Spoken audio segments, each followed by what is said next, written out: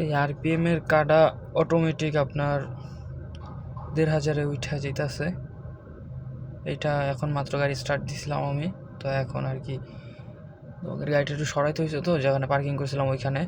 তো আসার সময় আমি যখন ঢাকা থেকে রওনা দিছি নোয়াখালীর উদ্দেশ্যে, আসার সময় আরপিএমের কাঠা 0তেই পড়ে ছিল। আরপিএমের কাঠা নড়ে নাই, চড়ে নাই। আমি আন্দাজ করে আমি আরপিএম ২,০০০ বা ২৫০০ ভিতরে রাইখাই আমি গাড়ি চালাইছি। তো চালাইছি ঠিক আছে, বাট এখানে আসছি, এসে গাড়ি পার্কিং করে রাখছি। রাখার পরে এখন গাড়ি স্টার্ট দিচ্ছি একটু সরানোর জন্য। গাড়ি এখন অটোমেটিক আরপিএমের কাটা এরকমই করতেছে গাড়ি স্টার্ট অবস্থায়। আরপিএমের কাটা এরকমই করতেছে। আর ইঞ্জিনের ভিতরে কেমন জানি একটা আওয়াজ হইতেছে, ফটফট ফটফট করে, মানে দম নিয়ে আবার ফটফট ফটফট করে আওয়াজ হইতেছে। আরপিএমের কাটায় যে দাঁড়ায় গেছে, দেখেন দাঁড়াইছে, কোথায় দাঁড়াইছে, তাও আপনার প্রায় ২৪০০-র মতো, ১৪০০-র ভিতরে দাঁড়ায় আছে। ঠিক আছে।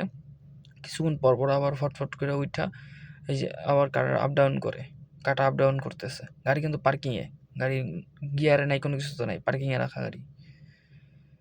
হুট করে এমন করতেছে।